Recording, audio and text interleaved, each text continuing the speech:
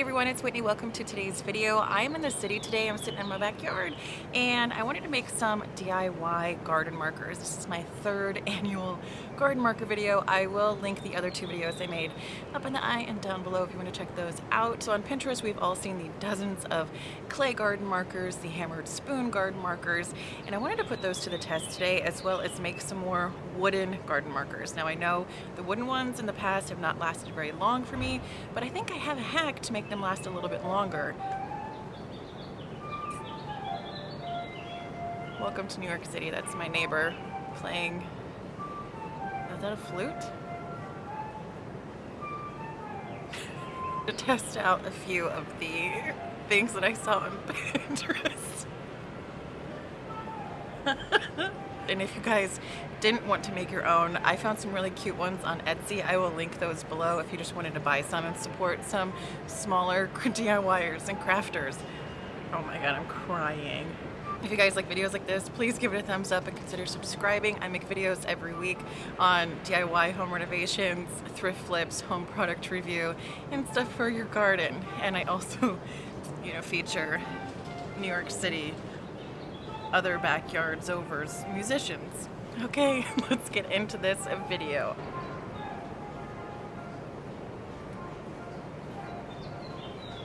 For the clay ones, I'm going to be using Polymer clay. Now you do have to bake this Polymer clay. I just have the Sculpey in white and then Craft Smart in black.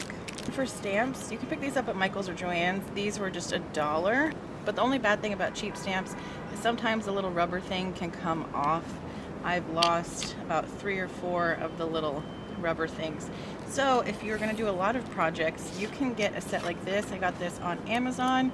There's lowercase, uppercase, and letters. They're a little bit more sturdy, and I think these will last quite a bit longer. Since I'm working on a marble table, I'm just going to use some, you can use cardstock. These are just some like manila file folder things. I'm just going to put this down as my base to roll out my clay. So what I'm going to do is kind of warm up the clay in my hands first. I'm just rolling it out by hand. You could use a rolling pin to do this. You can press it flat, or you can just cut it in half, and now you have 2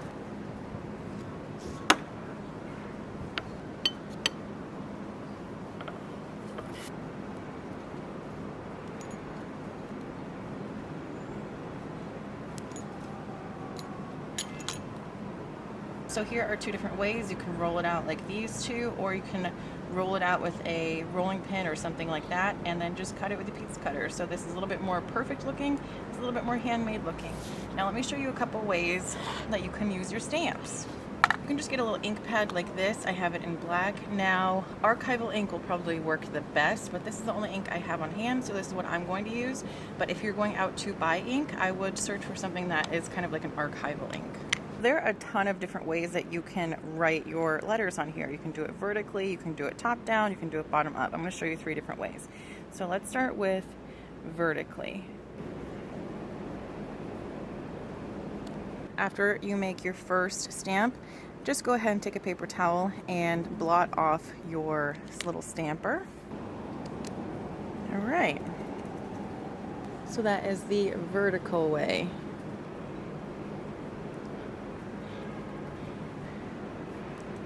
Go from bottom up. You're going to want to start with the last letter so you make sure you have enough space. All right, not super perfect, but you can read it. And you can also do it without ink, so let me show you what that looks like. But you should definitely use stamps that you haven't used ink on recently so you don't transfer. Now there still was a little bit of ink on those stamps, but you get my gist. If you wanted to do something like this, just make sure you have clean stamps. So when you are stamping your letter in the ink pad, just do it very, very lightly so you're not dipping the outer border in the ink, or you will start to get the little border lines. So if you don't have an ink pad, you can use a marker. I'm going to be using this bronze metallic Sharpie. You're going to take your Sharpie and you're going to color over the letter.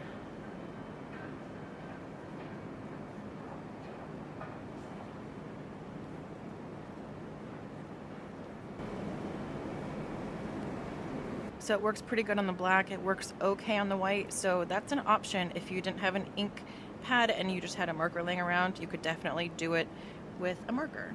I thought that the Sharpie paint pens would work really well for this, but they don't. Let me show you an example. So if you paint, it doesn't really make a nice clean stamp. I think there's just too much of the paint that comes out on the stamp. Let me show you the white on black. Just doesn't look that great.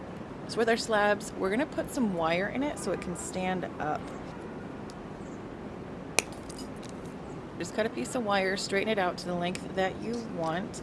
And now we're gonna take our slab and just kind of make the edges not so perfect through the center. So you could have your little flag be like this, or you could do it vertically. I'm just gonna do it on the side. Push my wire right up through the middle, and then I'm gonna squeeze the clay around it. So when we bake this, we're gonna bake it with the wire in it. That way the wire will stay inside of the slab.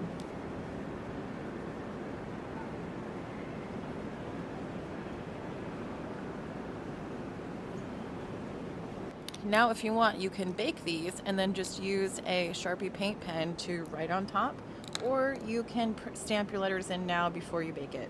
It's up to you. I'm gonna stamp something into here without ink, then we'll paint over it and see what happens.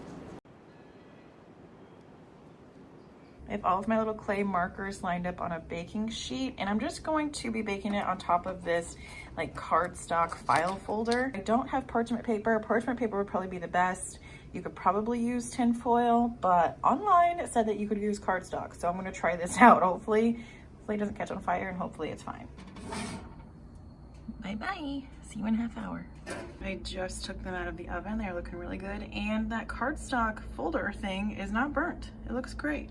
Looky-loo, I love how these all turned out. I really love how the bronze Sharpie looks on the black. This is the one we cut with the pizza cutter. And then these are two of the ones that we rolled out by hand. And for the slabby one, I just wrote on it with the Sharpie paint pen. And this is the white one that I stamped broccoli into that I just painted up with a little bit of this Craft Smart paint in the color suede. So I love how these turned out.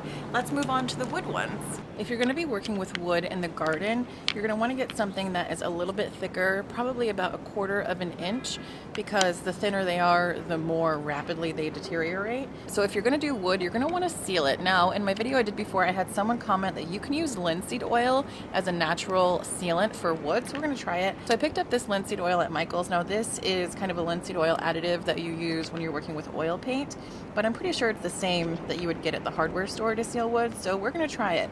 Now I am going to be using the same stamps and the same ink, and then we're just gonna seal it with the linseed oil.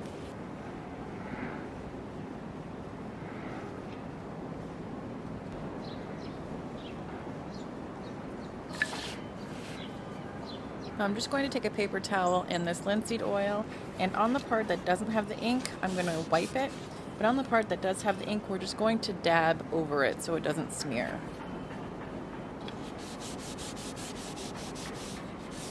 Okay, now once we get to the letters, we're just going to dab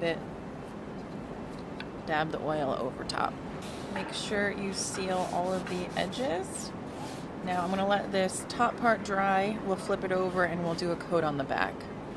Now from the research that I have done, it looks like linseed oil is just made from flax, and it should be totally fine in the garden. But if you guys know otherwise, let me know in the comments below. All right, now I'm gonna let these dry. We're gonna go on the other side, and I'm gonna give everything 2 coats. That linseed oil that I got from Michael's wasn't quite sitting right with me, so I called Michael's and I got a hold of they have like a product hotline, and I asked them if the Winsor Newton linseed oil was food grade, because you can use linseed oil on like cutting boards and stuff, and they said that the Winsor Newton linseed oil is not food grade. So just so you know, there is a food grade linseed oil that you can find, just not the ones from Michael's. So definitely still do this project, but use a food grade linseed oil, or they also suggested that you can use grapeseed oil too. All right, back to the video. Give this a try, let me know how it goes, and let's move on to the spoon one. This next one, we're gonna try to pound down some spoons. All right, I'm gonna put my spoon in the dish towel and then try to pound it down with the hammer.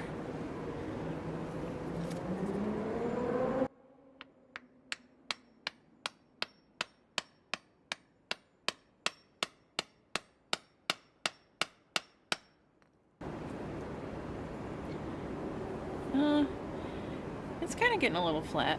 My neighbors are gonna hate me.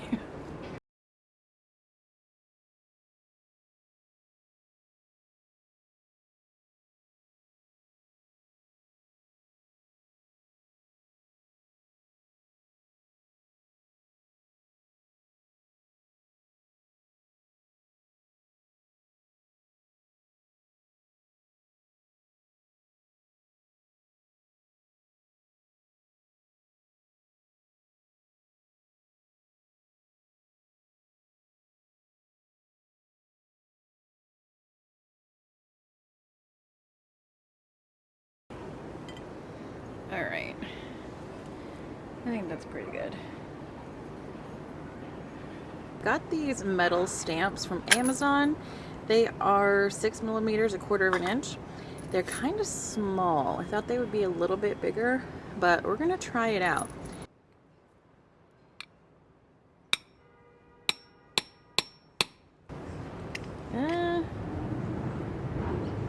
Kinda. Oh man.